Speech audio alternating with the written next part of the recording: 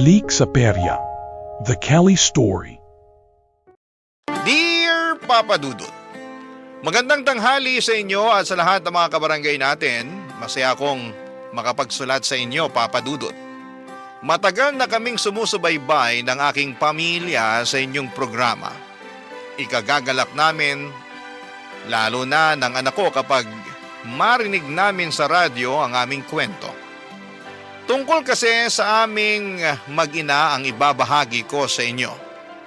Ako si Kelly, 56 years old at isang single parent.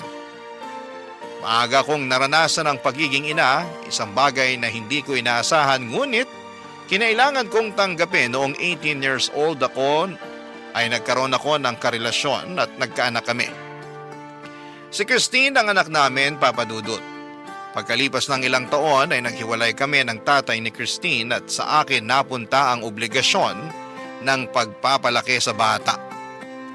Akala ko ay kakayanin kong buhayin ang anak ko ng mag-isa, Papa Dudut. Marami pa pala akong dapat na matutunan tungkol sa pagpapalaki sa kanya. Kabilang na po dito ang pagbibigay sa anak ko ng sapat na atensyon, Papa Dudut.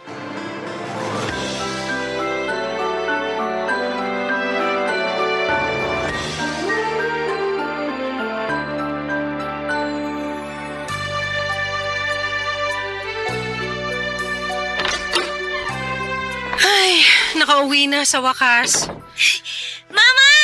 Christine, nak. Miss na miss ko po kayo. Payakap nga si Mama. Kamusta po ang araw niyo, Mama? Ay, nag-overtime na naman kami kanina. Ang dami kong ginawa ngayon. Nung pauwi naman ako, ang tagal ng biyahe, sobrang traffic sa labas. Ikaw, nandito ka lang sa bahay, no? Opo. Behave ka ba ngayong araw? Opo. Nagawa mo na yung mga assignment mo para sa school. Nagawa ko na po. Ma, kailan mo ulit ako sasamahang gumawa ng mga assignment ko? Miss ko na rin po kasi yung sabay po tayong nag-aaral eh. Di ko alam, Christine eh. Di ko na yata magagawang samahan ka pa sa mga gagawin mo. Lumalaki ka naman na. 7 years old ka na. Kakayanin mo nang gawin yung mga assignment mo ng mag-isa. Sandali lang nga, ilalapag ko muna tong hawak ko. Ano po yung dala nyo? Bumili ako ng ulam natin. Di ko kaya magluto ng hapunan natin ngayong gabi. Pagod talaga ako galing sa trabaho. Ihain ko muna to sa isang mangkok. Ay! Ang kalat naman sa lamesa. Tingnan niyo po yung lamesa, Ma, oh. May dinrawing po ako. Ito po, oh. Tingnan niyo yung drawing ko, Ma. Ano ba naman to mga pangkulay mo? Iniwan mo na lang na nakakalat sa lamesa. Sa susunod, iligpit mo naman pagkatapos mong gamitin. Sige po, ililigpit ko na po.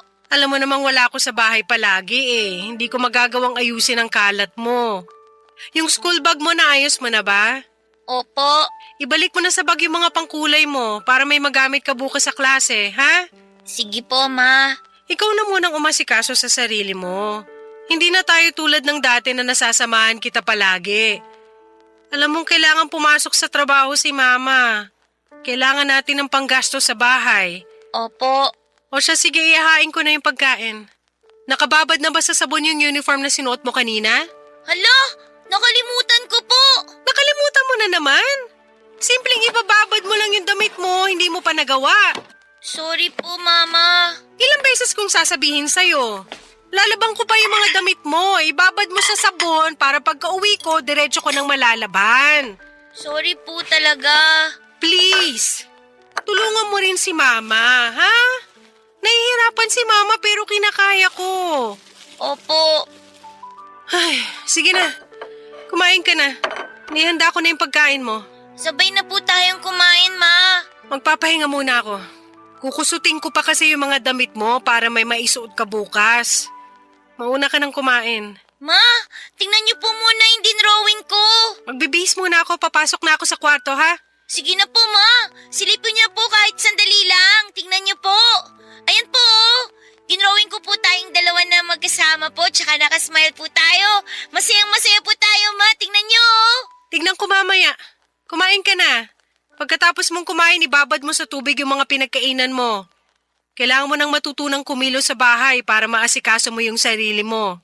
Ipapaalala ko lang sa'yo na hindi tayo palaging magkasama. Papadudot, nakita kong hindi ko kayang ipagsabay ang pag-aaruga ng bata at ang pagtatrabaho. Tinutukan ko na lamang ang aking trabaho at kumuha ng yaya para kay Christine. Sa pagiging abala ko sa trabaho ay nabawasan ng husto ang oras na inilalaan ko para kay Christine.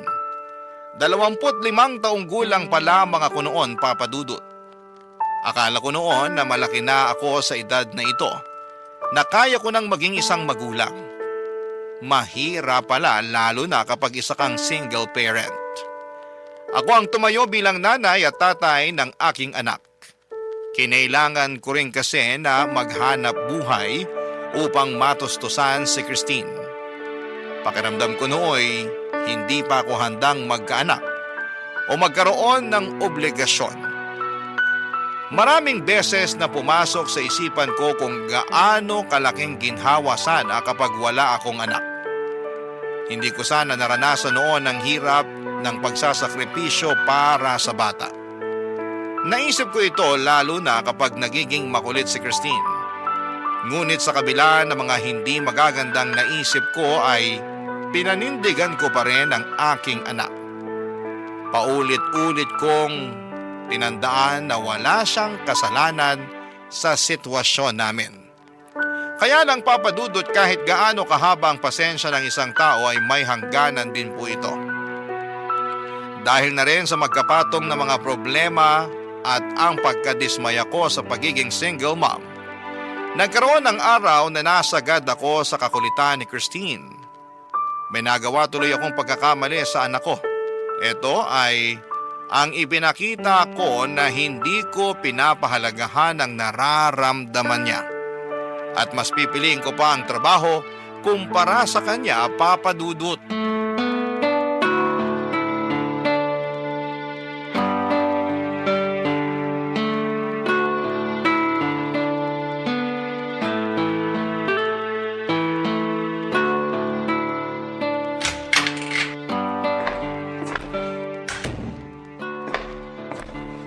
Hi, Ma!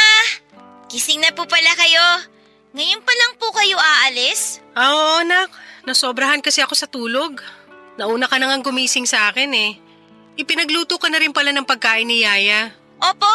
Mama, kumain na rin po kayo. Sabay na po tayo. Hindi pwede, baka malate ako. Kailangan ko nang pumasok sa trabaho. Sige na po, marami po yung ulam. Sayang naman po kung di kayo kakain. Inyo na yung ulam. Doon ako kakain sa trabaho. Magbabanyo na muna ako bago umalis. Ay, teka po, Mama, sandali lang. Ma! Ma! Ma! May papakita lang po ako sa inyo, Ma! Buksan niyo yung pinto, may papakita lang po ako. Ang kulit mo naman! Umurong tuloy yung ihi ko. Ano ba kasi yun? Tingnan niyo yung ginawa ko, Ma, oh. Bago po kayo umalis, tingnan niyo po muna to. Ito po, oh. Tingnan niyo, inayos ko po yung toy box ko. Lahat po ng toys ko, nilagay ko po dito sa loob. Ginawa ko po yung bilin niyo sa akin. Maganda po ba? Paulit-ulit kang kumatok sa banyo para lang dyan? Sorry po, Mama. Mamaya ako natitignan yung ginawa mo. Alam mo na nga nagmamadali ako. Teka, saan na nga ba yung bag ko? Ito. Sa trabaho na lang ako iihi. Hindi niyo na po ako pinapansin tulad ng dati. Ganun talaga. Nagbabago ang buhay. Ma, baka naman po pwedeng samahan niyo ako ngayon. Sa day off ko na lang. Ilang beses niyo na pong sinasabi yan eh. Pag day off niyo, lagi naman po kayong tulog. Syempre, pagod ako. Dito na lang po kayo sa bahay, Ma. Alam mong kailangan ko magtrabaho. Lagi naman po kayong wala eh. Hindi na po tayo nagkakasama. Wala naman akong choice. Sobra pong namimiss ko na kayo, Ma. Ayaw ko po kayong umalis. Anong gusto mo? Dito lang po kayo. Samahan niyo po ako. Ha? Samahan niyo na po ako ngayon, Ma. Huwag ka naman magpa-importante. May iba akong mas kailangan gawin. Kahit ngayon lang po. Anong sinabi mo ngayon lang? Opo, ngayong araw lang po, Ma. Tapos, pag pinagbigyan kita, ano mangyayari? Magsasama po tayo tsaka maglalaro. Masaya po yun, Ma. Ano ba yan? Wala na akong oras para sa laro. Kahit naman po anong gawin natin, okay lang po. Basta po ang mahalaga kasama ko po kayo. Hindi pwede. Ma, please naman po kahit ngayon lang. Ano ba yung sinasabi mo na ngayong araw lang? Kung pagbibigyan kita ngayon sa gusto mo, tingin mo sapat na yon? Sigurado naman ako na sa susunod na araw gugustuhin mong samahan ulit kita. Hindi ma, ngayon lang po talaga. Sigurado kung hihiling ka ng isang araw pa. Pagkatapos sa susunod ulit noon, hanggang hindi na tayo matapos at puro laro na lang aatupagin natin. Promise po ma, ngayong araw lang po, maniwala kayo. Sasamahan ka ni Yaya habang wala ako. May kalaro ka na. Magkaiba naman po kayo eh. Ikaw po yung gusto kong makasama. Ay, hindi ka talaga magpapatinag. Aalis na nga ako para matapos na to. Please naman po ma. Kapit ka ng kapit sa braso ko. Dito ka lang po. Bitawan mo nga ako. Ma, huwag kang umalis. Bahala ka dyan. Mag-iiyak ka kung gusto mo. Ma, wag mo akong iwan, ma. Mama. Wag mo akong iwan, ma. Mama. Papadudot magmula noong hindi ko pinagbigyan si Christine sa araw na yon ay nagbago ang pakikitungo namin. Napansin kong hindi na siya naglalambing na katulad ng dati. Nabawasan ang paglapit at pangungulit ni Christine sa akin. Hindi na rin siya palangiti at nagmukhang malungkot ang kanyang mga mata. Nung unay nakaramdam ako ng ginhawa dahil nabigyan ang buhay ko ng katahimikan. Mas natutukan ko ang mga dapat kong gawin. Subalit may ugali si Christine na madaling makapagkapalagayan ng loob ng kahit na sino, papadudot. Mabait talaga siyang tao at mabuti ang kalooban. At sa katagalan ay hinahanap-hanap ko rin po ito. Kaya lang tuwing magkasama kami noon ay meron ng pag-aalinlangan na parang siya na mismo ang umiiwas sa akin. Ginagawa ko na lamang ang aking obligasyon at sinusuportahan siya sa aspetong pinansyal. Kaya lang kahit sabihing nasusustentuhan ko siya, sa katagalan ko lamang naintindihan na kulang ito para ipakita ang pagmamahal sa anak. Lumipas ang panahon at hindi ko na namalayan ang mga araw at taon na hindi ko kasama si Christine hanggang sa lumaki na siya. Dito na tuluyang nagkalayo ang loob namin sa isa't isa, papadudot.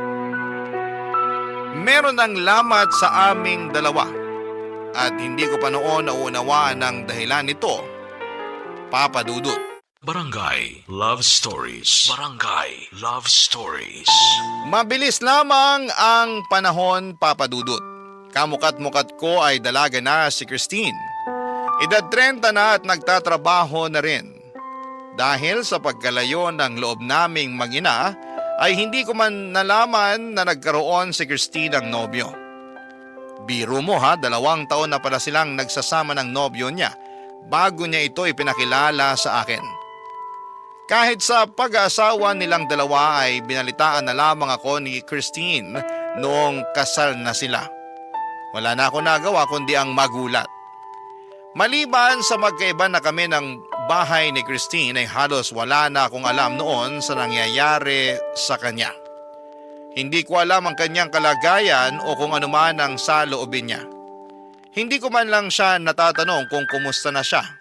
Saka lamang ako na balitaan noong tumawag sa akin sa telepono ang asawa niyang si Ben. Doon ko muling naramdaman ang pagkasabik na makarinig ng anumang balita sa anak ko. Ito pala hindi ka nais-nais, papadudot, dahil may nakatanim palang mabigat na saloobin sa puso ni Christine.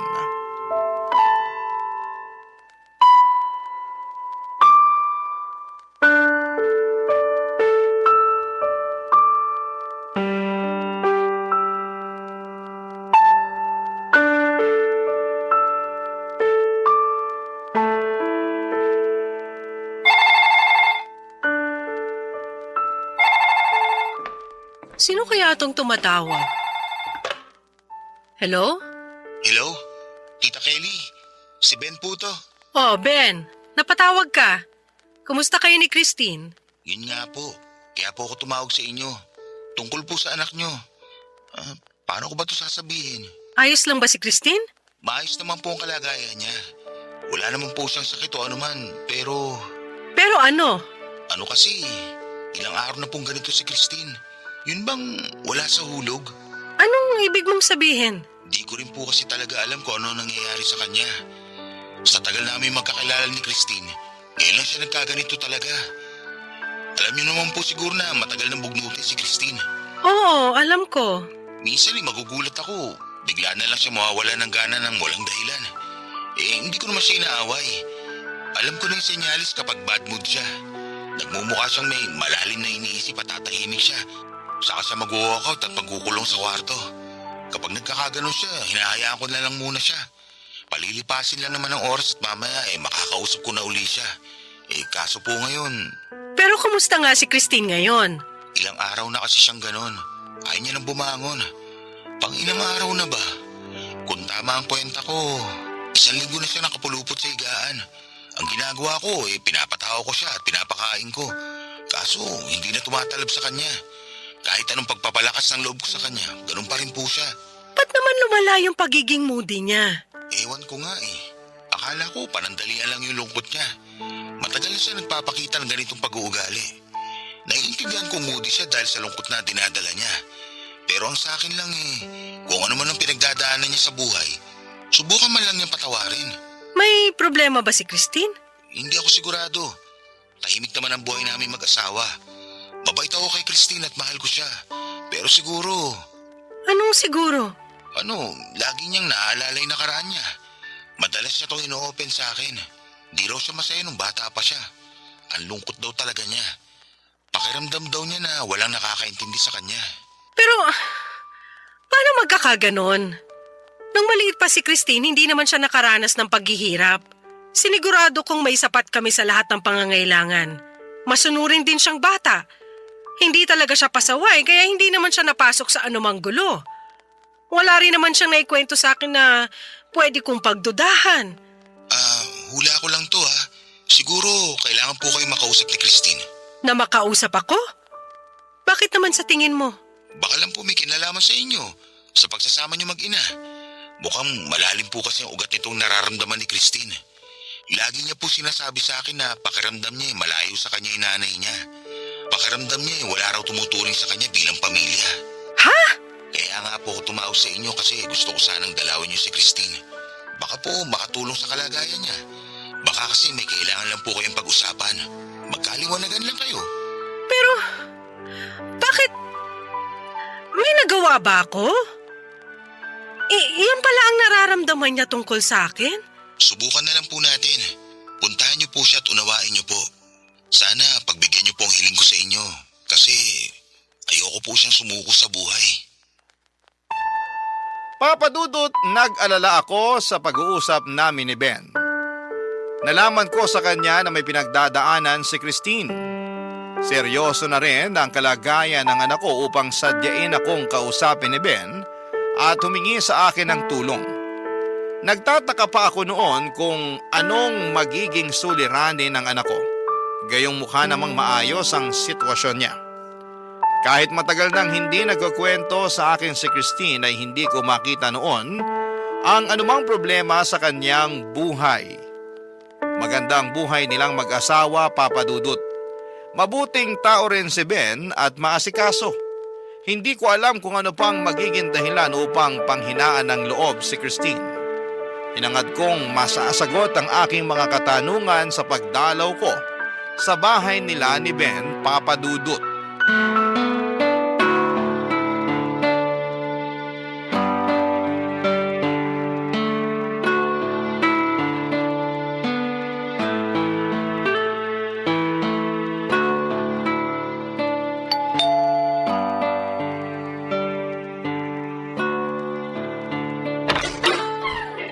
Tita Kelly, Ben, masaya ako makita ka ulit. Ngayon lang uli ako nakadalaw sa inyo. Natutuwa ako na malinis pa rin kayo sa bahay, ha? naku, sa labas lang po ng bahay yan. Dito pa lang po ako nakakalinis sa labas. Kaya lang, sa loob ng bahay, pagpasensya niyo na po at makalat. Hindi pa po kasi kami nakakapagligpit. Ako lang po kasi ang kumikilos ngayon sa bahay. Pasok na po tayo. Hala, magulo na pala sa loob ng bahay nyo. Hindi ko akalain kapag nasa labas ka. Ikaw rin ba nagluluto ngayon? Opo. Sinisikap kong lutuin lahat ng mga paboritong ulam ni Christine. Pakonti-konti lang po siya kumain. Pero buti napapakain ko po siya kahit papano. Oh, nasa na nga ba siya? Nasa kwarto po. Hatid ko po kayo sa kanya. Dito po tayo, tita.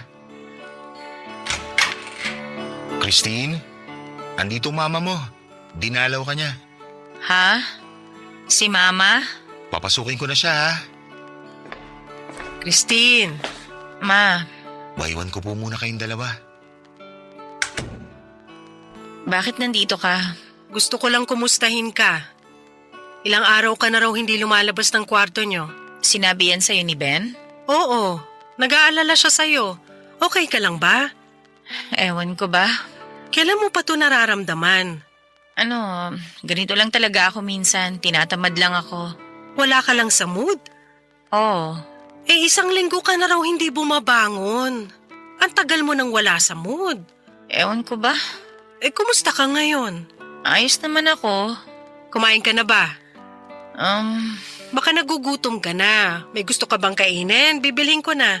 Okay na ako, Ma. Kung ano yung gusto mo, sabihin mo lang. Wala naman akong gusto. Huwag kang mahiya, mahilig ka sa ice cream, di ba? Gusto mo ba? Hindi na. Ayokong kumain. Ayoko rin ng kung ano. Hindi ko alam kung ano yung gusto ko o kung may gugustuhin pa ba ako. Ikaw bahala. Eh, ano bang pakiramdam mo ngayon? Yung totoo? Wala. Wala akong nararamdaman. Manhid na ba ako kapag ganon? Hindi ka manhid. May nararamdaman ka kaya ka nawawala ng gana. Ang tanong, ano yung nararamdaman mo? Hindi ko alam eh. Hindi ko talaga alam. Tingnan mo nga, hindi mo na naaalagaan yung sarili mo. Kasi may bumabagabag sa'yo, may problema ka. Pero wala naman akong dapat problema, di ba? Dapat masaya ako eh. May nagmamahal sa akin. Nandyan si Ben. Mapayapa kaming nagsasama. Nandyan ka rin, Ma. Tsaka mukhang masaya ka naman, kaya okay na sa akin yun. Pero ikaw ba? Gusto ko rin maging masaya ka. Eh, kaso hindi ko na alam kung paano eh. Parang nakalimutan ko na kung paano sumaya. Tsaka, huwag mo na akong problemahin, Ma. Alam ko namang busy ka eh. Marami kang ginagawang importante. Kahit gaano ako kabisi, walang mas iimportante kesa sa'yo. Hindi. Sinasabi mo lang yan. Nakakaabala ako sa'yo, yun ang totoo. Ayoko mahirapan ka ng dahil sa akin. Kung ano-anong iniisip mo, hindi ka nakakaabala sa akin. Talaga ba? Bata pa lang ako eh. Tinuruan mo na akong maging independent para kayanin ko habang wala ka. Oh, tingnan mo ako ngayon. Kaya ko naman yung sarili ko. Sinikap ko na tumayo sa sarili kong mga paa para hindi na kita abalahin pa. O eto na, natuto na akong kumilos ng hindi ka kailangan hanggang sa hindi na kita hinahanap. Nasanay na ako nag-iisa, Ma. Di ba ito naman yung gusto mo? Oo, pero sa ikabubuti mo naman yan. Para sa akin ba talaga? O baka naman para sa sarili mo? Akala ko pag hindi na ako maging abala sa iyo matutuwa ka na magugustuhan mo ulit akong makasama. Pero ang nangyari mas lumayo ka pa eh. Kala ko mas mapapalapit tayo. Yun pala mas lumawak yung distansya sa ating dalawa. Nakita ko naman kasing kaya mo na mag-isa, kaya Hinayaan mo na ako, ganon. Tuwing tinatanong ako ni Ben kung kumusta yung kabataan ko, yung sinasagot ko lang malungkot ako. Pag kinukumusta niya tayong dalawa, mas lalong hindi ko alam ang isasagot sa kanya. Christine, Alam mo, Ma, habang lumalaki ako, dami kong gustong i-share sa'yo ng mga bagay. Hinintay kong bigyan mo ako ng panahon. Pero sa kasasabi nyo ng mamaya na, nabaon ko na lang sa limot yung mga ikukwento ko dapat sa inyo. alam mo namang lagi akong pagod sa trabaho noon. Alam ko naman yun, May. Babad kayo sa trabaho dahil kailangan natin yun. Ang kaso ginamit mo rin palusot yun para iwasan yung kakulitan ko Pero makulit ka talaga nun. Siyempre, dati bata pa ako nun Natural naman sa bata yung maging makulit, di ba? Alam mong hindi na kita maaasikaso pa. Yun na nga Kaya kesa mapagod kayo lalo sa akin, pinaalagaan nyo na lang ako sa ibang tao. Hindi nyo nga lang masabi sa akin na ayaw nyo talaga akong makasama. Tingin ko nga, natuwa pa kayo nung nagsimula akong umiwas sa inyo Hindi ko alam na ganito yung nararamdaman mo. Wala naman kasi kayong pakialam sa akin. Kaya wala akong masagot kay Ben tungkol sa ating dalawa. Dahil wala naman tayong pinagsamahan Masyado nang lumayo yung loob natin sa isa't isa. Hindi ko sinasadya na mangyari to sa ating dalawa. Meron akong tanong na matagal nang gumugulo sa isipan ko. Ayoko na nga maalala yun pero bumabalik na naman sa akin. Ang alin? Ginusto niyo ba ako bilang anak niyo? Ha? Ginusto niyo ba ako sa buhay ninyo? Bakit mo naman natanong yan? Ramdam ko naman yun Na ang tingin niyo kasi maaga kayo nagkaanak. 18 years old pa lang kayo nung dumating ako sa buhay niyo. Nangyari nang nabuntis kayo kaya nung nandyan na ako, tiniis niyo na lang. Napilitan lang kayo. Natanggapin ako. Pero iba naman talaga yung gusto niyo para sa sarili niyo noon, di ba, Ma? Kung may pagkakataon na mabago niyo yung nakaraan niyo, pipiliin yung wala ako sa buhay niyo. Kasi hindi sana mahirap yung buhay niyo kung wala ako. Nagawa niyo pa sana yung mga gusto niyo. Natupad sana yung mga pinapangarap niyo. Marami kayong pangarap pero hindi ako kasama doon. Sorry, anak. Hindi ko kakayanin kung totoo nga yung hinala kung hindi ako mahalaga sa inyo. Ginawa ko lahat para mapasaya kayo. Pero kahit ano palang gawin ko, kulang pa rin. Kasi ako mismo yung problema nyo Sorry, Ma. Sorry talaga kung nahirapan kayo dahil naging anak nyo ko. Kung pwede kong piliin na hindi dumating sa buhay nyo, gagawin ko yon para sa inyo. Mas pipiliin ko yung mawala kaysa mahirapan kayo. Kasi mahal ko kayo sa kabila ng lahat ng ginawa ninyo.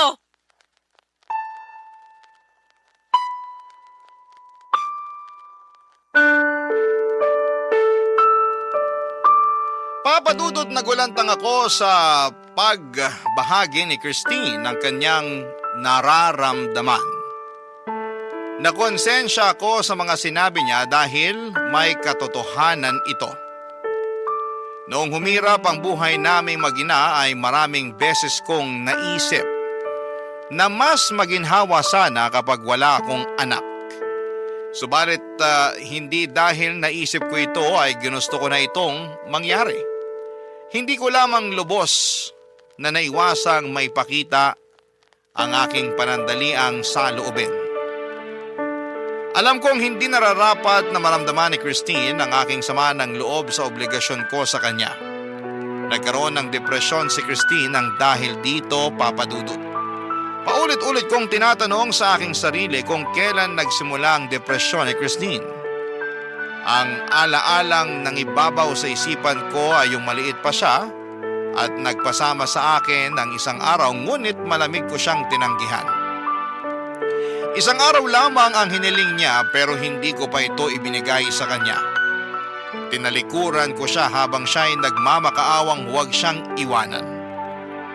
Tumatak sa musmus niyang isipan na hindi siya mahalaga para sa akin. Papadudot nang naintindihan ko ang kinalabasan ng ginawa ko ay lubos akong nagsisi. Kung pinahalagahan ko lamang ang paghangad ng anak ko na pagtuunan ko siya, lumaki sana si Christine na buo ang kanyang puso. Hindi sana siya nagkaroon ng malaking buwang sa damdamin niya. Matindi ang naging emosyonal na pananakit nito kay Christine. At pinaaabot ko pa ito ng ilang dekada. Ang malala pa dito ay nangyari na ang lahat at alam kong hindi ko na kailanman mababago pa ang nakaraan, Papadudot. Barangay Love Stories. Barangay Love Stories. Papadudot, sumigaw ang aking konsensya na malaking pagkakamali ang nagawa ko kay Christine.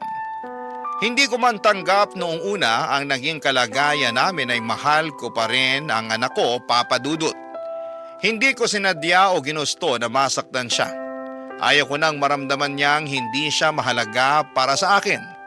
Ngunit hindi ko alam ang gagawin gayong nangyari na ang lahat. Noong araw na nag-usap kami ay walang tigil ang pagbuhos ng aking luha. Kahit hanggang sa pag-uwi ko sa aking bahay, pinagnilayan ko ang mga sinabi ni Christine. Kung mas gugustuhin ko nga ba na hindi na lamang sana siya dumating sa akin, Papa Dudut. Alam ko ngayon na hindi ko pipiliin yung wala si Christine sa buhay ko. Pipiliin ko pa rin na magkasama kami kahit gaano ito kahirap. Pipiliin kong hindi ko kailanman na ipakita na naging pabigat siya sa buhay ko. Higit sa lahat ay hindi ko man nagawa noon ay pipiliin ko nang pasayahin siya. Upang pakalmahin ang aking emosyon ay huminga na lamang ako ng malalim. Mataimtim kong binalikan sa aking isipan ang nakaraan. Inilarawan ko dito ang mga ninanais kong mangyari kung maibabalik ang panahon. Nagsimulang maglaro sa isipan ko ang mga nagawa ko sana at ang mga karugtong pang naranasan sana namin. Lumalim ang pagmuni ko hanggang sa ito'y naging madetalyadong katang-isip. Nadagdagan at nadagdagan pa ito ng eksena sa loob ng aking imahinasyon. Kahit nasa isipan ko lamang sila ay paunti-unti nitong binawasan ang bigat sa loob ko. Pumikit ako at tumuloy sa aking imahinasyon ng nakaraan kung saan ay magkasama kami ni Christine noong siya'y maliit pa. Papa Dudut, binalikan ko ito ang araw na nagpupumilit si Christine na samahan ko siya.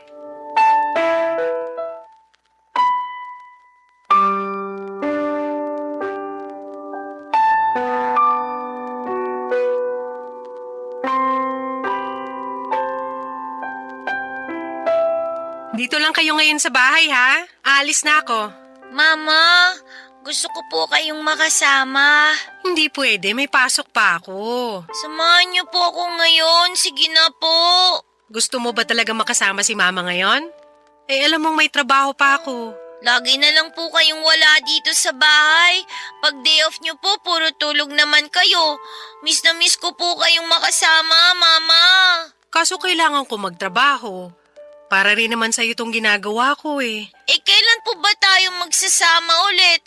Kailan ko po kayo makakasama? Sige na naman po ma, kahit ngayong araw lang po. Dito lang po kayo.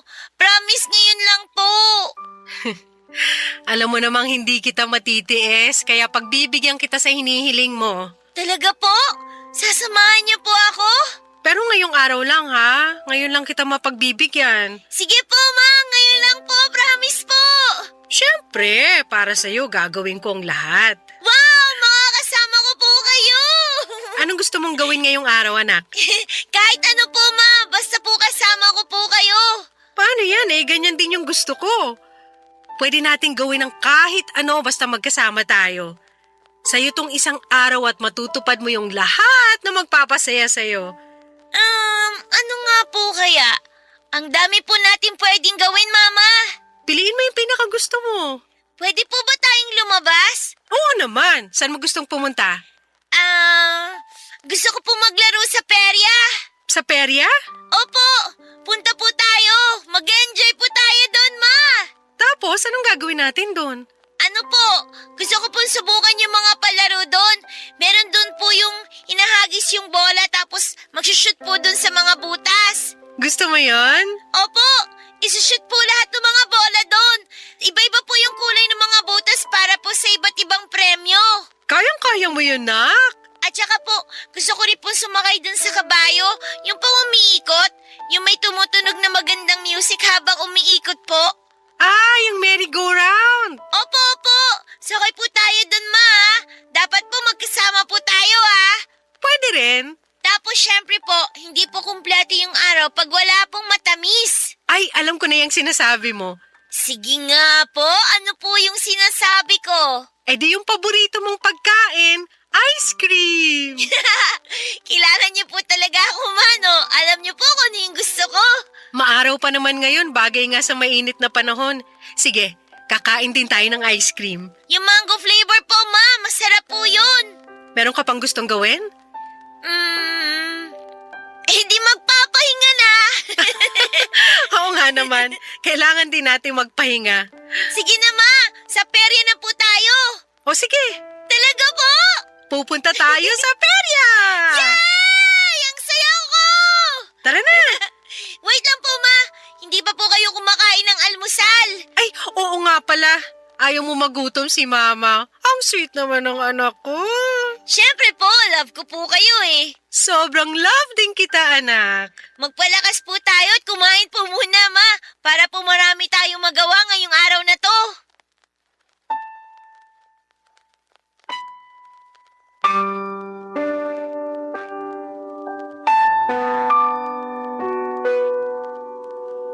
Papadudod sa imagination ko ay ginawa namin ang lahat ng gusto ni Christine. Pinuno ko ito ng makukulay na detalye. Nagsimula ito sa bahay, nagalmusal kami at masaya daw siya dahil muli niya akong nakasama sa hapagkainan. Ipinakita niya sa akin ang iniligpit niyang lalagyan ng mga laruan at sinabi ko na sobrang proud ako sa kanya. Binigyan ko ng day off ang yaya ni Christine at tumuloy kaming mag-ina pagpunta sa perya. Noong nasa perya na kami ay sinubukan namin ang mga palaro doon. Tinupad namin yung mga bidalak na gawin ni Christine. Marami pa kaming naranasan sa imagination ko. Naramdaman ko ang lahat ng ito mula sa simoy ng hangin hanggang sa himig ng merry-go-round, pati ang lamig ng sorbetes na tinikman namin. Nakita kong puno ng ligaya ang anak ko. Pagsapit ng gabi ay bumalik kami sa bahay upang magpahinga. Sinamahan ko siya sa higaan upang siya ay patulugin na. Nagpasalamat siya sa akin dahil sobrang saya daw ng naging araw niya.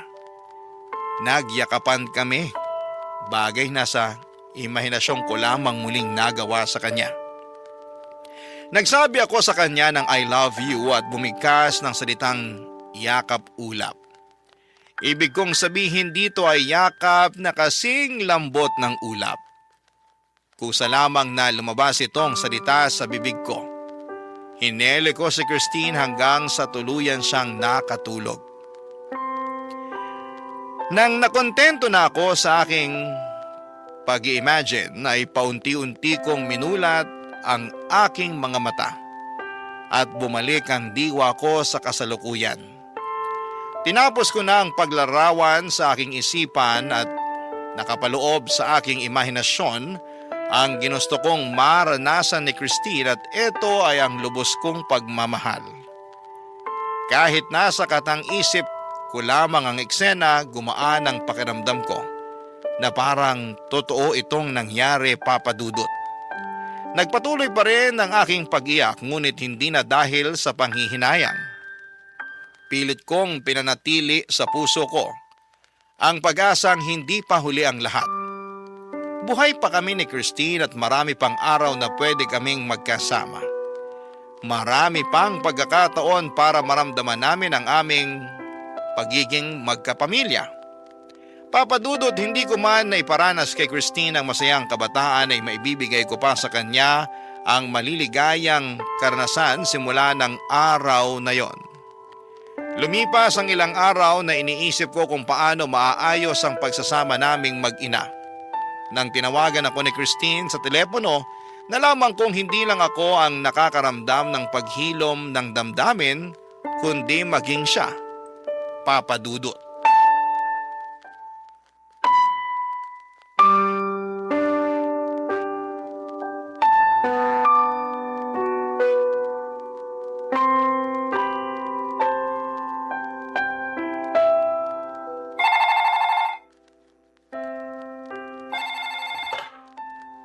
Hello?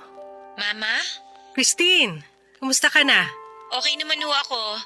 Pakiramdam ko, medyo umayos na ako. Ay, mabuti kung ganon. Ano nangyari sa'yo nito mga nakaraang araw? Ayun, puro tulog lang yung ginawa ko. Pagkagising, puro naman iyak. Halos naubos ko na nga yung tissue sa bahay sa kasising ako eh. Alam niyo ma, ang himbing ng tulog ko nung nakaraan, may napanaginipan ako maganda nung gabing yon. Kaya lang, hindi ko naman makwento sa inyo kasi hindi ko na rin matandaan eh. Pero sure ako na napanaginipan ko yun nung araw na dumalaw kayo. Talaga? Pagkagising ko nun kinabukasan, medyo gumaan yung pakiramdam ko. Pinagluto ako ni Ben noon tsaka sabay kami nag-almusal. Tapos sinabi pa niya na natutuwa daw siya kasi ginaganahan na raw ulit akong kumain. Nag-aalala nga raw kasi siya kasi baka pumayat ako lalo eh. Kontento na raw siya sa kaseksihan ko. Huwag ko na raw itodo pa. Buti nakakakain ka na. Akalain mo yun, ma? Tulog lang palang kailangan ko para gumaan yung pakiramdam ko. Buti nakakapagbiro ka na rin. Siguro natatanggap ko na lang ang lahat, ma. Ginusto ko na maging close tayo nung bata pa ako. Pero wala naman ako magagawa nun kung nakadepende sa iyo yung paghahanap buhay. Na-realize ko na kaya mo ginawa yon para hindi ako mahirapan. Ikaw yung nagpakahirap para mabigyan ako ng mas magandang buhay. Christine, gusto ko sanang humingi ng paumanhin sa'yo. Bakit naman, ma? Kasi naiparamdam ko sa'yo nung minsan na hindi kita pinahahalagahan. Hindi ko sinasadyang saktan ka. Patawarin mo ko kung minsan nagdadalawang isip ako sa presensya mo sa buhay ko. Mahalaga ka sa akin. Kung uulitin ko man ang nakaraan, pipiliin ko pa rin harapin yung anumang hirap basta't para sa ikabubuti mo. Ma, okay na yon. Napapressure ka rin kasi dati eh. Kahit malamig kang makitungo minsan, alam ko namang mahal mo talaga ako. Sorry naranasan mo pa yung katarayan ko. Sorry ma, naranasan mo rin yung pagiging moody ko. Naisip ko na kinailangan ko maintindihan yung side mo. Wala ka rin namang choice nun, kundi isang tabi muna ako eh. Dahil hindi mo naman ako masusubaybayan, pinaalagaan mo ako sa ibang tao para siguraduhin hindi ako mapapabayaan. Alam ko nang para sa akin din talaga yun, ma, yung ginawa mo mga desisyon na yun. Hindi biro yung pinagdaanan mo para sa kapakanan ko. Ibig sabihin lang nun, talagang mahalaga ako para sa'yo. Sobra pa sa sobra, nak. Hindi man naging perfect yung nakaraan natin, ma. Ang mahalaga, ginawa mo yung best mo para sa akin. Kaya sobra po ako nagpapasalamat sa iyo, ma. Salamat, nak, sa pag-iintindi mo sa sitwasyon natin. Nag-decide na rin pala po ako Na ano? na aalagaan ko na po yung sarili ko. Aba, dapat talagang alagaan mo yung sarili mo. Sige na po. Concern na po talaga kayo sa akin. Ayaw nga pala, ma. Lalabas po ako mamaya para bilhin yung mga kailangan. Tapos maglilinis din kami ni Ben ng bahay. Nakita niyo naman na sobrang kalat dito sa amin. Masaya talaga ako marinig yan. Ginaganahan ka na rin kumilos. Alam ko po kasi na mahal niyo ako ni Ben. Matanong nga pala kita, Ano po yun, ma? pwede ba kitang dalawin minsan para makasama ka? Ma naman, tinatanong pa ba yan? Siyempre! Welcome na welcome po kayo sa amin. Namimiss ko na nga po kayong makasama ulit eh. Kaso ngayon na ba kayo dadalaw? As in ngayon na? Nako, pwede po kayong pagkatapos na lang namin maglinis ng bahay, ma? Nakakaya po kasi sa inyo eh. Sige, abangan ko yan. Namimiss ko na yung kakulitan mo eh. Oo nga. Kaya magkita na tayo kapag pwede ka na. O siya, mag-aasikaso na rin ako. Ipagpatuloy mo lang yan, ha, Christine? Okay, ma. Bye-bye po. Love you, ma. Yakap ulap. Yakap ulap? Teka, saan galing yung salitang yan? Ewan ko ba, ma? Bigla na lang lumabas sa bibig ko eh. Yakap na kasing lambot ng ulap yung ibig kong sabihin doon, ma. Pinagsama ko lang yung dalawang salita. Nakakatuwang sabihin yun, di ba, ma? Nakakatuwa nga. Love you din, anak. Yakap ulap. Sa tanang buhay ko ay hindi ko maalalang ginamit namin ni Christine kailanman ang inimbento naming salita. Nakapagtataka, Papa Dudut. Nasa katahang isip ko lamang dapat itong salitang ito. Kaya paano ito nalaman ni Christine? na puno tuloy ng mga katanungan ang isip ko. Hindi kaya naramdaman ni Christine ang naging katang-isip ko? Ito kaya ang nabanggit niyang magandang panaginip niya. Nakarating kaya sa kanya ang pagmamahal na nais kong ibigay sa kanya? Maaring hindi ko na masagot ang mga tanong na ito, Papa Dudut. Ang alam ko lang noon ay isang himala na bumuti ang pakiramdam ni Christine. Bumalik ang kanyang sigla at eto naman ang pinakamahalaga. Magmula noon ay hindi ko na pinalalagpas tuwing may pagkakataon na magkita kami ni Christine. Pinaglaanan ko siya ng oras palagi at pinagsikapang bumawi sa kanya. Nadiskubre kong matagal na rin itong hinahangad ng anak ko. Kaya mabilis na nagkalapit ang loob naming mag-ina. Papa Dudut, walang katumbas ang ligaya ko na nakikita kong muli ang kislap sa mga mata ni Christine. Sa wakas ay nararamdaman na niyang kabilang siya sa isang pamilyang puno ng pagmamahal. Sa katagalan ay lumikha si Christine ng magandang buhay para sa sarili niya at sa pamilya nilang mag-asawa. Ngayon ay may sarili siyang negosyo at malakas ang kanyang loob sa marami niyang hangarin sa buhay. Higit sa lahat ay masaya siya. Maraming salamat po, Papa Dudut, sa pagbabahagi ng aking kwento sa inyong mga tagapakinig. Naway ang aming karanasan ay nakapagbahagi sa inyo ng tuwa at pag-asa. Thank you sa inyong lahat sa Barangay Love Stories. Ang inyong forever kapuso at kabarangay, Kelly. Mas masarap daw ang burger kung may palaman na keso. Senyales din daw yon na mas nakakaangat ka na sa buhay mo kumpara noon. Ikaw, kabarangay, anong paborito mong pagkain na hindi mo nagagawang bilhin noon? Dear Papa Dudut, isang mapagpalang araw po sa inyo at sa mga kabarangay nating nakikinig ngayon. Sana po ay nasa mabuti kayong kalusugan habang binabasa ninyo ang sulat ko na ito. Art na lamang po pala ang itawag ninyo sa akin. Hindi ko po tunay na pangalan dahil marami akong kaibigan at kakilala na nakikinig sa inyo sa araw-araw. At sigurado ako na makikilala nila ako sa oras na marinig nila itong kwento na ibabahagi ko ngayong tanghali. 39 years old na ako at nagtatrabaho sa isang financing company dito sa Makati. Ang sabi nila ay maswerte ka raw kapag nagkaroon ka ng isang tao sa buhay mo na hindi mo man kadugo pero parang parte na rin ng pamilya mo. Yung taong laging nandyan para sa'yo. Yung tao na hindi ka iiwanan, lalo na sa oras na nahihirapan ka sa lahat ng bagay. Lalo na sa sarili mo. Yung tao na masasabi mong nakatadhanang makilala mo at maging parte ng buhay mo. At masasabi ko na nakilala ko siya noon. Si Divine ang best friend o BFF ko, Papa Dudut.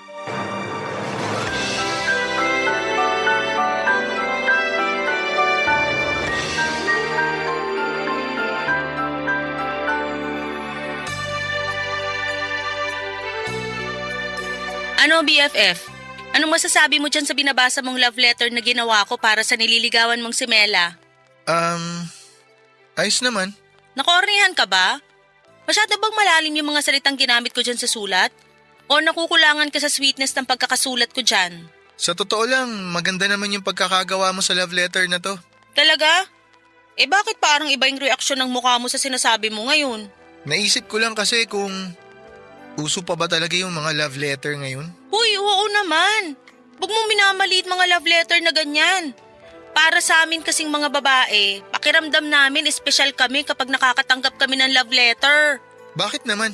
Kasi hindi madaling gumawa ng love letter. Bago ka makatapos ng isang sulat, ilang minuto o oras din ang kailangan mong ilaan sa paggawa. Kaya alam namin na bawat love letter na matatanggap namin, ginawa yun ng may effort at pagmamahal nung nagbigay sa amin. Ay, sana ganyan din mag-isip si Melay, kagaya mo. Uy, feeling ko naman oo. Paano mo naman nasabi yan? Close na kaming dalawa, di ba? Napansin ko nga na madalas na kayo magkasabay kumain sa kantin. Oo, at madalas rin na ikaw ang topic naming dalawa. Talaga? Naghihinala na ba siya na hindi ako yung gumagawa ng mga love letter na binibigay ko sa kanya? Walang ganun, BFF. Masyado kang praning.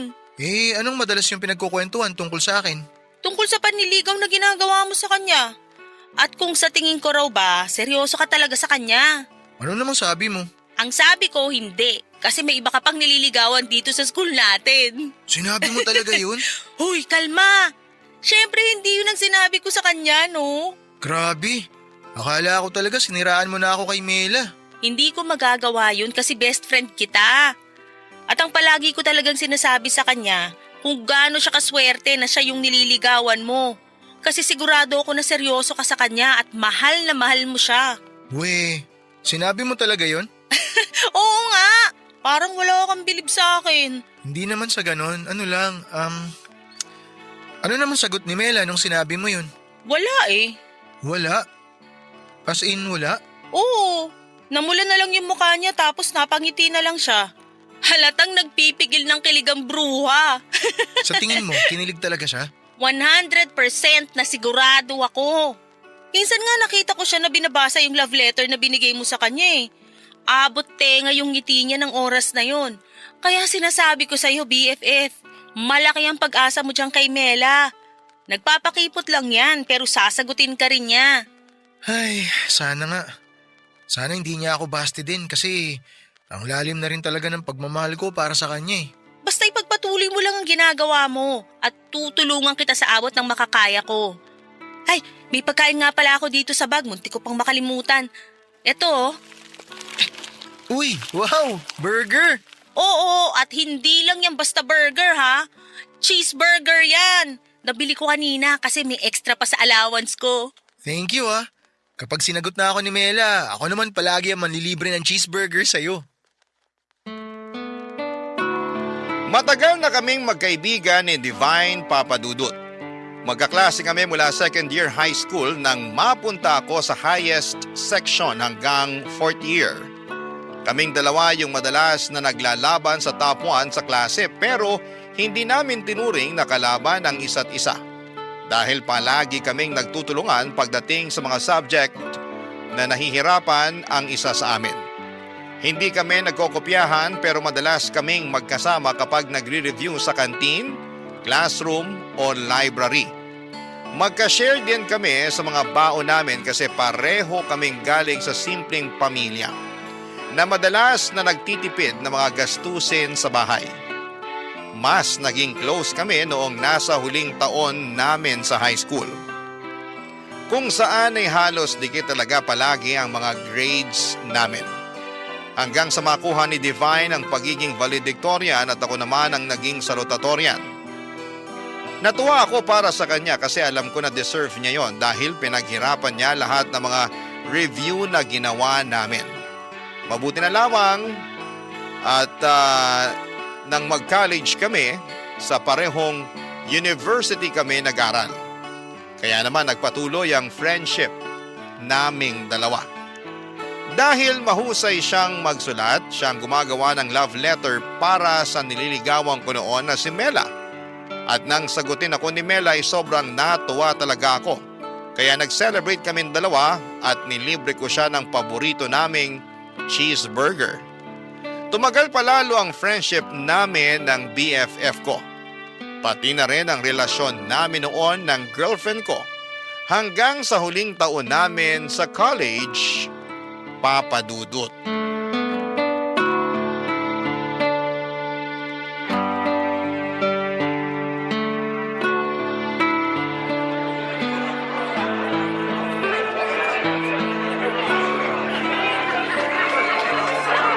Mela, congrats ah!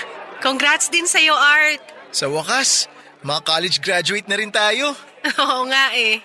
May gagawin ka ba mamaya? Iimbitahan sana kitang pumunta sa bahay kasi may celebration kami dun.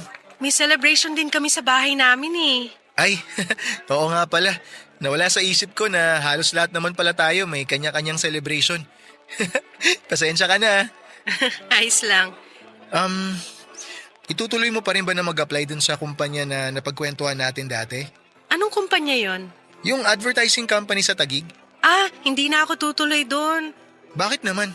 Nagbago na kasi yung mga plano ko. May nakita ka bang mas magandang kumpanya na balak mong applyan? Wala naman. Ay teka, ano palang ibig mong sabihin dun sa sinabi mong nagbago yung mga plano mo? Pupunta na kasi ako ng Canada sa susunod na buwan. Doon na rin ako maghahanap ng trabaho. Tutuloy ka sa Canada? Oo, gusto ko na rin kasing makasama ulit yung mga kapatid at magulang ko na nandun. Pero magiging okay naman tayong dalawa, di ba? Sorry, Bakit ka nagsusorry? Para saan? ayoko sanang sirain yung moment na to pero alam ko na hindi ko rin dapat to na patagalin pa. Mela, ano bang ibig mong sabihin? Ayoko maging unfair sa'yo kaya tinatapos ko na yung relasyon nating dalawa ngayon. Teka, hindi kita maintindihan. Bakit? Bakit kailangan mong tapusin kung ano yung meron tayong dalawa? Dahil dun din naman tayo pupunta, di ba? Sa oras na mag-LDR tayo, mauuwi lang din tayo sa hiwalayan. Kaya habang maaga pa, mas mabuting maghiwalay na tayo kaysa masayang ang oras natin. Pero hindi ba natin pwedeng subukan? Subukan muna natin. Ayoko na nga masayang pa ang oras natin. Mela, walang masasayang dahil mahal natin ang isa't isa. Hindi tayo kagaya ng iba na bibitiw kagad dahil hindi naman sapat yung pagmamahal na nararamdaman nila. Iba tayo sa kanila, di ba? Naniniwala ako na kakayanin natin magpatuloy. Kaya natin ipagpatuloy itong relasyon natin kahit magkalayo tayong dalawa. Art, sorry talaga pero alam ko kasi sa sarili ko na hindi ko kakayaning tumagal sa isang LDR. Maniwala ka, hindi rin naman madali sa akin to pero alam ko na ito yung kailangan nating gawin. Hindi man lang ba talaga natin susubukan? I'm sorry. Buo na talaga ang desisyon ko.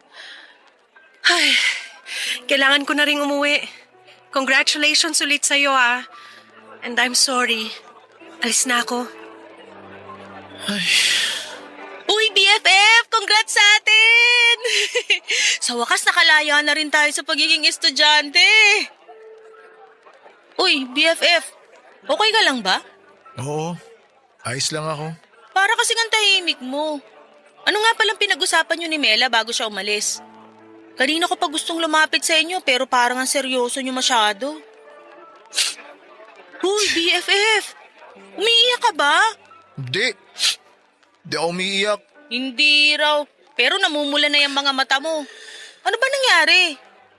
Ay, nakipaghiwalay na kasi sa akin si Mela eh. Ano?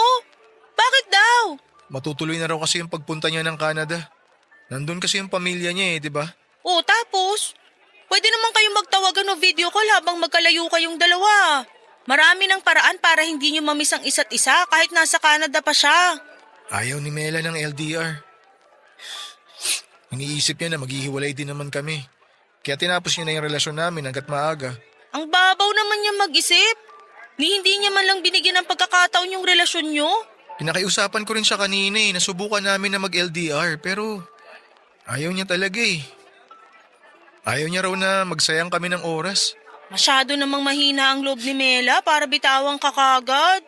Hayaan mo na. Wala naman ako magagawa kasi nakapagdesisyon na siya. Ay nako, wag mong hayaan na tuluyang masira ang araw mo. Marami pang ibang babae dyan at tutulungan pa kita maghanap ng kapalit ni Mela. Ikaw talaga. Kung ano-ano na naman yung sinasabi mo. Pero alam mo, tama ka. Hindi ko dapat hayaan na masyadong maapektuhan yung sarili ko. Tara na lang sa bahay namin. Kumain tayo dun. Nagluto si mama ng mga paborito kong pagkain. Hinihintay ko talaga sabihin mo yan Tara na, BFF!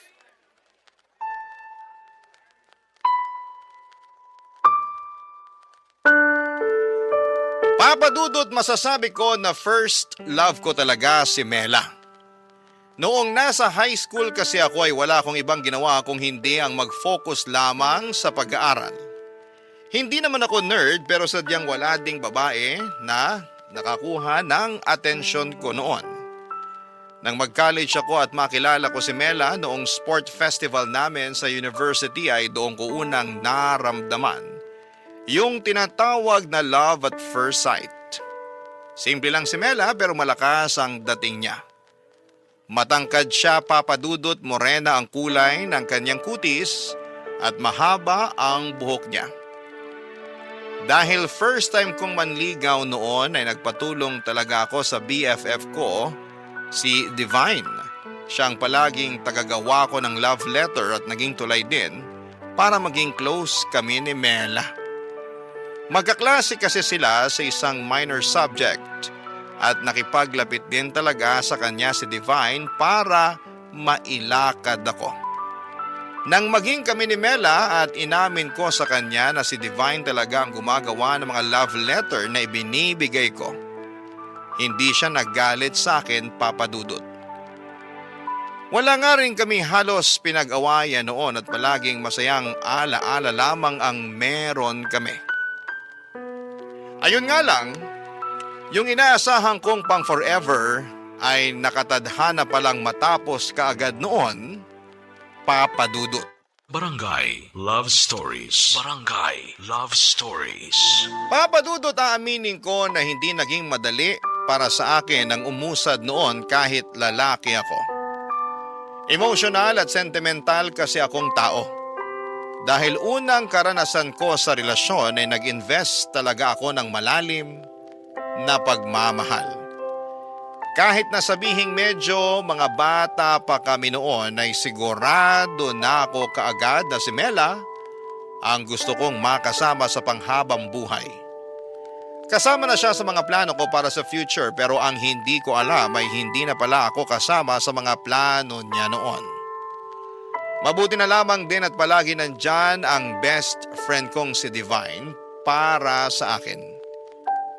Ginawa niyang lahat para kahit papaano ay mabawasan ang bigat na nararamdaman ko dahil sa paghihiwalay namin ni Mela. Pinupuntahan niya ako sa bahay, dinadalhan ng pagkain at sinasama sa kung saan saang lugar kagaya ng parke, food court sa mall at paborito naming kainan ng mura pero may masarap na cheeseburger. Para maaliw lang ako at makalimutan kong saglit si Mela. Pagkatapos ng isang buwan, nag-apply na kami ni Divine sa iba't ibang kumpanya. Kaagad kaming natanggap pero sa magkaibang kumpanya. Ganon pa man ay hindi naputol ang komunikasyon at pagkakaibigan namin. Hanggang sa hindi ko napansin na 5 taon na rin pala ang lumipas. Mula nang makapagtapos kami sa kolehiyo, Papa Dudut.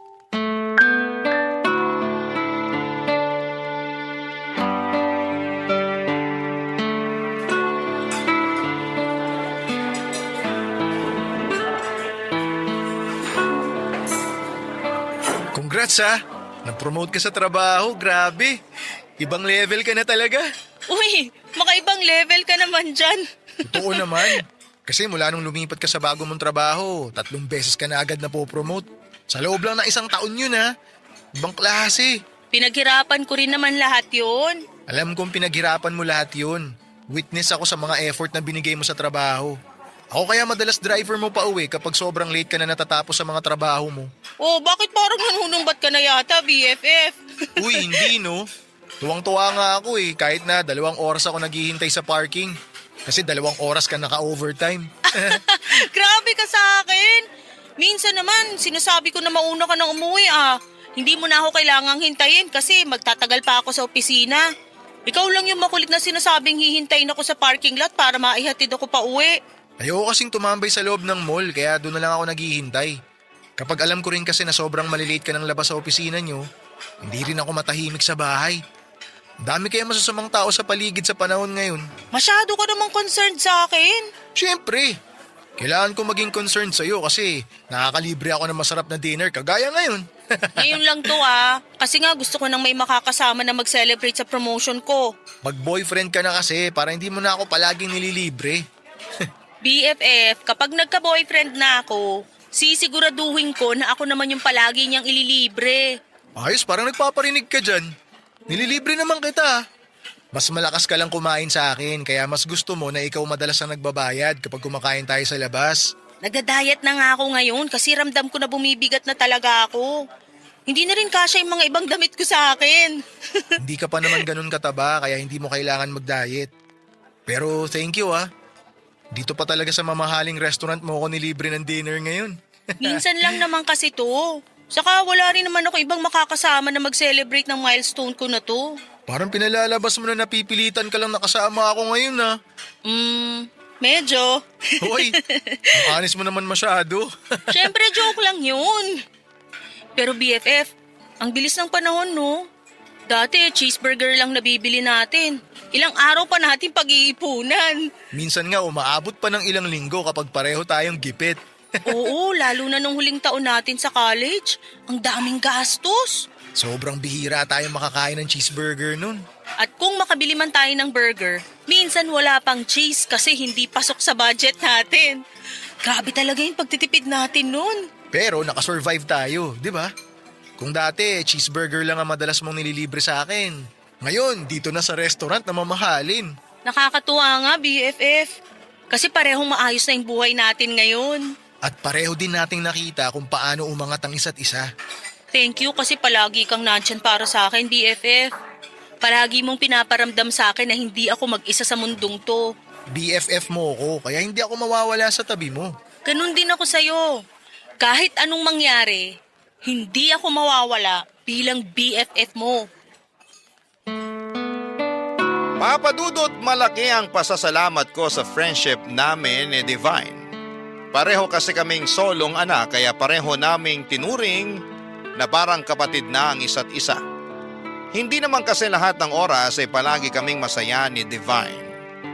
May mga oras noon na talagang sinusubok ng panahon ang katatagan namin. Lalo na noong natanggal ako sa trabaho para sa kasalanan na hindi ko ginawa. Tapos yung pagkamatay ng lola ni Divine na tangi niyang kasama sa bahay dahil ulina na siya sa mga magulang. Yung mga panahon na parang kaming binagsaka ng mga pagsubok. Dinamayan namin ang isa't isa, Papa Dudut. Pinaramdam namin na palaging may dahilan ang lahat ng nangyayari sa buhay namin, na palaging may dahilan para bumangon kami at magpakatatag. At kung magkasama man kami sa mga downtime namin, hindi pwedeng hindi kami magkasama sa mga oras na umaangat na pareho ang buhay ng bawat isa. Saksi si Divine kung paano ko ginapang ang bagong trabaho ko. At saksi ako sa kung paano nagsumikap si Divine para sa sarili niya. Tahimik naman ang buhay ko noon at masasabi ko na kontento ako kung ano ang meron ako. Hanggang sa dumating ang araw na hindi ko inaasahan. Nasiraan ang kotse ko pero nagawa ko pang dalhin yon sa talyer. Nakakita ko ng isang coffee shop na pwedeng tambayan habang hinihintay na maayos ang kotse ko. At sa loob ng coffee shop na yon ay isang pamilyar na mukha ang nakita ko. Dahilan para hindi ko na mapigilan ang sarili ko. Nalapitan siya, Papa Dudut.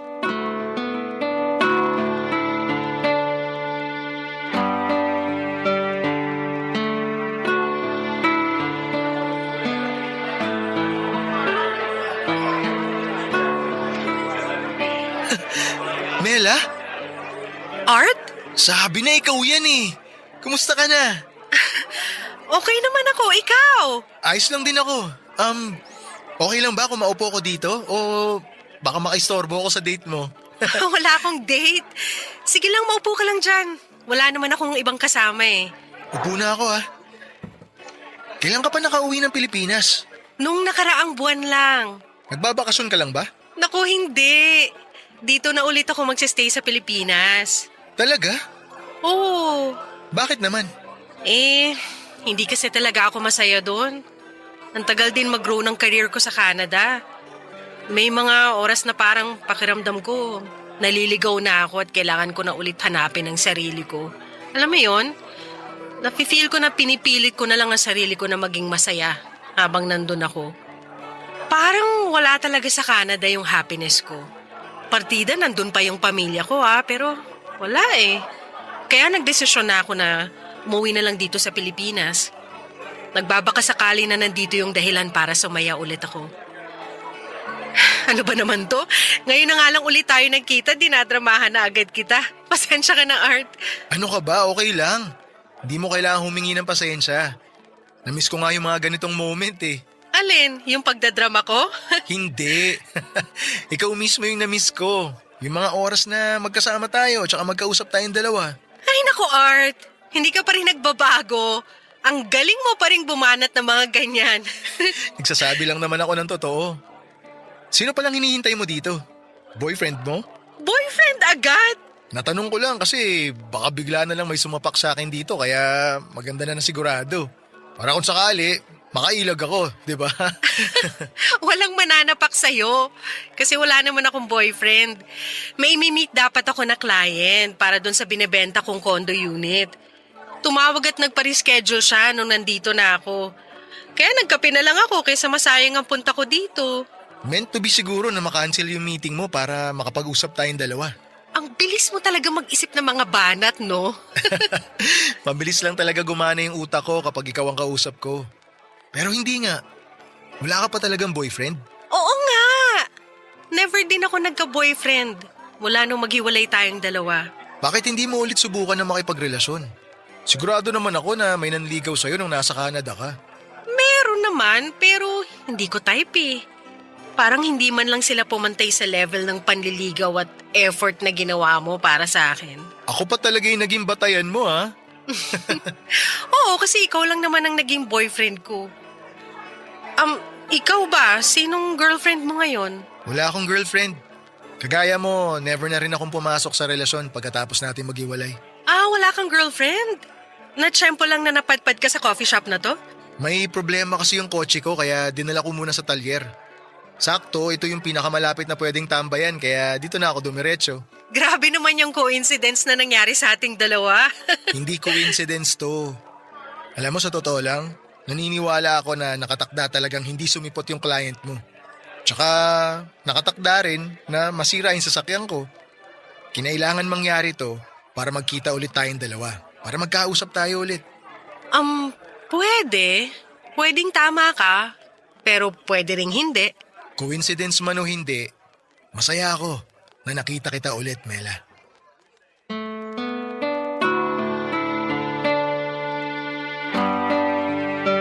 Papadudot lahat talaga ng nangyayari sa buhay natin ay palaging may malalim na kahulugan at dahilan. Kagaya na lamang ng muli naming pagkikita ni Mela. Pagkatapos kasi ng paghihiwalay namin noon ay hindi na kami nagkaroon pa ng pagkakataon na muling magkausap. Hindi na rin kasi ako nagtangka pa na puntahan siya sa bahay nila bago siya umalis papunta sa Canada. Naisip ko kasi na ayoko rin naman siyang pilitin na piliin ako kesa sa buhay niya sa Canada. Alam ko na matagal na rin niyang pangarap na makasama ang mga magulang at kapatid niya na nandoon papadudot. Hindi ko lang talaga inaasahan na mas maaga ang pag-alis niya. Isa pa ay siya rin naman ang pumili ng desisyon na tapusin na ang relasyon namin noon. Kahit pa gusto ko sanang subukan ang LDR sa relasyon namin, hindi siya or siya na ang unang bumitaw kaagad. Pero nang araw na muli kaming magkita, hindi ko itatanggi na may nararamdaman pa rin akong espesyal para kay Mela. Hanggang sa mga oras na yon, papadudot. Barangay Love Stories. Barangay Love Stories. Papadudot pagkatapos ng pagkikita namin ni Mela ay kaagad ko siyang hinanap sa Facebook at nag-send ako ng friend request. Nang gabi rin na yon ay inaccept niya kaagad ang friend request ko at nagsimula kami na muling mag-usap. Hindi ko na itatanggi na grabe ang kilig na nararamdaman ko ng mga panahong yon. Para po akong bumalik ng college, kami na hindi pa kami noong mga panahong hindi pa kami masyadong nag-uusap. Doon ko na na-realize na hindi talaga nawala ang pagmamahal na nararamdaman ko sa kanya noon. Wala rin naman akong ibang babae na nagustuhan maliban sa kanya. Kaya siguro na muli kaming magkita ay kaagad na bumalik ang espesyal na nararamdaman ko para sa kanya. Naging madalas din ang pag-uusap naming dalawa papadudot at halos araw-araw at gabi-gabi na kaming magka-video call. Hindi kami nauubusan ng topic o mga kwento at palaging may tawanan at may moment din na nagkakaiyakan kami habang magka-video call. Napag-usapan kasi namin noon ang tungkol sa nakaraan namin. Kung paano nagsimula at nagtapos ang kwento naming dalawa. Wala po akong kasiguraduhan noon pero ramdam ko na gusto ko ulit sumugal sa magiging kwento namin ni Mela, Papa Dudut.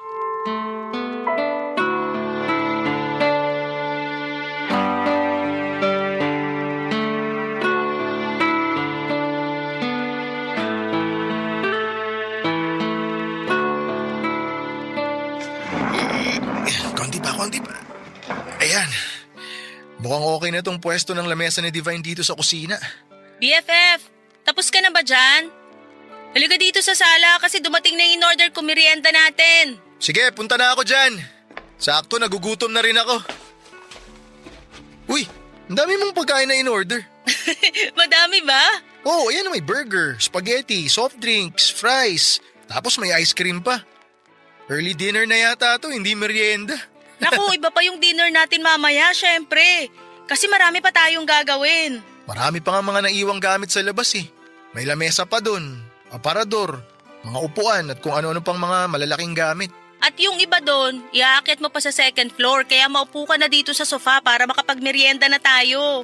Kakailanganin mong kumain dahil marami ka pang bubuhatin ng mga gamit. Ay, eto na nga, uupo na para makakain na rin ako nitong merienda. Siyempre, unahin ko muna tong favorite nating cheeseburger. Uy, BFF, thank you talaga kasi tinulungan mo akong maglipat ng ibang gamit dito sa bagong bahay ko. Wala naman akong choice. Hindi kasi nipot nung mga kinausap mo na dapat magpapasok ng mga gamit dito sa loob ng bahay. Buti nga malaki yung garahe nitong nakuha kong bahay eh. Ayos lang na itambak muna dun yung mga gamit na binaba mula sa truck.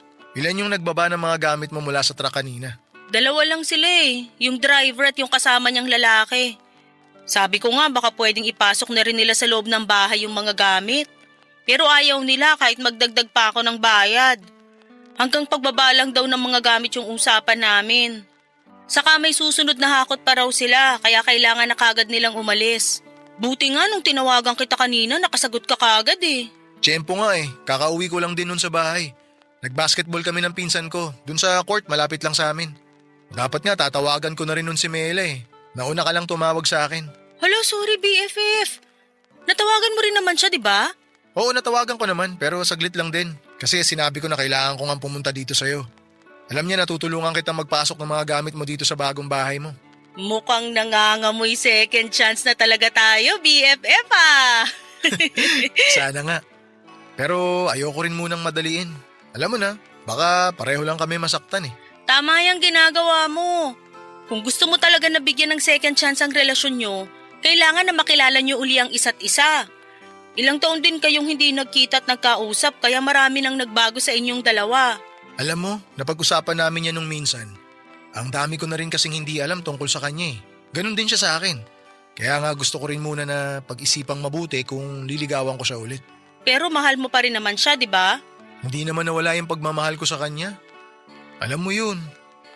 Kaya nga siguro hindi ako nagkaroon ng oras para sa ibang babae kasi hindi siya nawala sa puso ko. BFF, medyo corny yun ah. Naku, corny ba? Pasensya ka na. Joke lang. Pero tama ka naman sa lahat ng sinabi mo. At kung ano man yung maging desisyon mo, susuportahan kita. Basta huwag kang mawawala sa birthday celebration ko ah. Baka sumakto pa kasi yun sa date nyo ni Mela eh, tapos ako yung hindi mo siputin. Hindi ako pwedeng mawala sa birthday mo. Dapat lang kasi ikaw lang bisita ko kaya bawal ka talagang umabsent. Promise, present ako sa magiging birthday celebration mo. Huwag ka mag-alala, darating at darating ako. Papa Dudut, hindi naging madali ang desisyon ni Divine na paglipat sa bagong bahay na kinuha niya para sa sarili niya. Pero gusto niya na rin kasing malayo sa lugar o mga bagay na nagpapalungkot sa kanya. Kasama na doon ang bahay ng namatay niyang lola. At dahil mag-isa na nga lang siya sa buhay, ako na lang halos ang tinuring niya na pamilya niya. Kasama sa lahat ng masasaya at malulungkot na sandali ng buhay niya. kasama sa lahat ng mga espesyal na araw at oras para sa kanya. Masaya din si Divine nang malaman niyang muli kaming nagkakamabutihan ni Mela. Ang tagal niya raw na hinintay na muling magkita kung gaano kasaya ang mukha ko habang nagkukwento ako. Ang tagal niya raw hinintay na maging masaya ulit ako at boto pa rin daw siya kay Mela para sa akin kasi mabuting tao ito. Wala siyang kahit na anong nakikitang mali kung bigyan man namin ng pangalawang pagkakataon ng kwento naming dalawa. Doon ko naisip kung gaano talaga ako kaswerte na may isa akong BFF na kagaya ni Divine, Papa Dudut.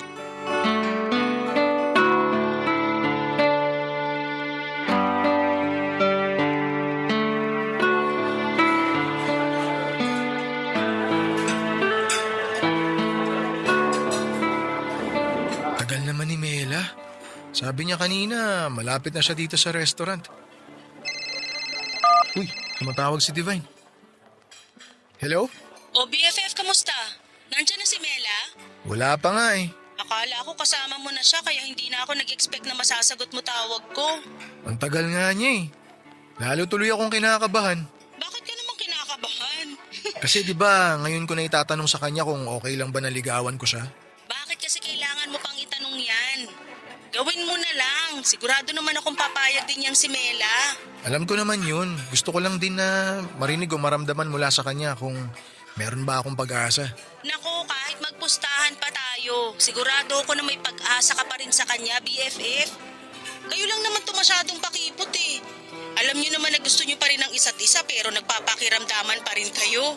Kasi nga ayaw namin pareho na madali ng lahat sa aming dalawa. Oo, ilang beses ko nang narinig yan at sigurado ako na sa oras na magkabalikan na kayo, sa kasalan na ang diretsyo niyo ni Mela. Sana nga magdilang anghel ka. Isasama ko yan sa mga hihilingin ko mamaya para sa birthday ko. Uy, huwag kang mawawala ha. Dapat bago mag alas 12, nandito ka na sa bahay ko. Oo, hindi ako pwedeng mawala sa birthday sa lubong mo. Kung gusto mo, isama mo na rin si Mela mamaya. Ayos lang yun sa akin, BFF. Next time ko na lang isasama si Mela. Basta hintayin mo ako dyan. Pagkatapos namin mag-dinner, dyan na ako didiretso sa bahay mo. Asahan ko yan ha. Oo, promise. Oh, eto na si Mela. Papalapit na siya dito sa table ko. Tawagan kita ulit mamaya. Sige, good luck. Bye. Thank you. Bye. Art! Sorry, ngayon lang ako. Walang kaso yun. Upo ka na. Thank you. Sobrang traffic kasi. Akala ko malapit na ako pero napalayo pa pala. Gapang din dun sa dinaan ng shortcut ng driver ng TNVS ko eh. Alam mo, napapansin ko minsan pag di sinusunod ng driver yung map, mas lalong napapalayo eh, no? Kaya siguro mas maganda sabihin na lang natin na sundin kung ano yung nasa mapa. Para pareho kayong hindi mainis sa biyahe, di ba? Sige, sa next date natin. Sino pala yung kausap mo kanina sa cellphone? Si Divine.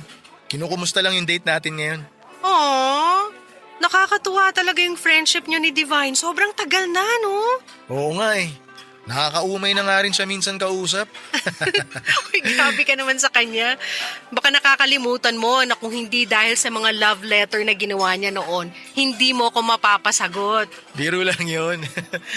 Pero alam mo, akala ko talaga magagalit ka sa akin nung nalaman mo na hindi talaga ako yung sumusulat ng mga love letter na binibigay ko sa'yo. Sa umpisa pa lang naman, alam ko nang sulat ka mayon ng babae. Tsaka at least, inamin mo sa akin kesa naman nalaman ko pa sa iba. Kaya ayos lang yun. Mabait din naman si Divine at close na rin kami noon. Mabait talaga yung BFF ko na yun. Minsan lang sobrang daldal kaya nakakaubos ng lakas. Oo, may pagkamadaldal nga siya. Naalala ko noon kapag magkasama kami, wala siyang ibang sinasabi kundi puro tungkol sa'yo. Palagi kanyang binibida sa mga kwento niya. Ay, bigla ko tuloy na miss ang BFF mo. Minsan isasama ko siya kapag kumain tayo sa labas. Sige, gusto ko yan. Pero teka, ano nga pala yung gusto mong sabihin na binanggit mo sa chat kanina? Gusto mo umorder na muna tayo ng pagkain? Ang gusto ko, sabihin mo muna yung gusto mong sabihin. Bali Huwag kang kabahan. Sabihin mo na yan para maka-order na tayo ng pagkain natin. Ay, sige sasabihin ko na. Ang totoo kasi, gusto ko lang itanong kung okay lang ba na naligawan kita ulit. May nakakatawa ba sa sinabi ko? Sorry. Hindi ko lang mapigilang matawa kasi hindi mo naman kailangang itanong pa yan. Gawin mo kung anong gusto mong gawin. Wala naman ako nakikitang problema kung liligawan mo ko. Baka nga hindi na kita pahirapan masyado eh. Talaga? Oo. Pero kailangan mo pa rin akong ligawan. At ipakita mo sa akin na seryoso ka pa rin sa nararamdaman mo para sa akin. Naku, kahit hindi mo sabihin, yan na yan ang gagawin ko. Pero ngayon pa lang, nagpapasalamat na ako sa'yo. Thank you sa pangalawang pagkakataon na binigay mo sa akin. At this time, mas patutunayan ko sa'yo kung gaano ako kaseryoso. Tsaka kung gaano kalalim yung nararamdaman ko para sa'yo. Papadudot yon ang unang official date namin ni Mela. Napakadami naming napag-usapan ng gabi na yon. Binalikan ulit namin ang mga naging kwento naming dalawa. Yung mga pinagdaanan namin bilang college student, bilang magkarelasyon at bilang mga tao na pinili ang magkaibang landas. Sa dinner na yon pa lamang ay medyo napaluha na kami habang magkausap. Parehong nagpipigil na sobrang mapaiyak. Pareho rin kasi na hindi naging madali ang pinagdaanan namin bago kami muling nagkita. Pagkatapos naming kumain sa restaurant ay pumunta pa kami sa isang coffee shop. At doon ay nagpatuloy ng kwentuhan naming dalawa. Mas malalim na pag-uusap hanggang sa hindi namin namalaya ng oras. 2:00 na ng madaling araw nang maihatid ko siya sa bahay nila. At nag-drive na kaagad ako papunta sa apartment ni Divine. Hindi na siya sumasagot sa tawag ko at inisip ko na baka nakatulog na rin siya. Excited akong pumunta at magkwento sa kanya noon. Excited ako na sabihin na muling madurugtungan ang kwento naming dalawa ni Mela. Pero nagulat ako nang makarating ako sa apartment niya at makita na maraming tao sa labas at may mga sasakyan din ng pulis. Wala si Divine sa loob ng bahay pero nanlambot ang mga tuhod ko at hindi ko na napigilang maiyak nang malaman ko ang nangyari sa kanya. May narinig daw ang mga kapitbahay na malakas na sigaw na humihingi ng tulong mula sa bahay ni Divine.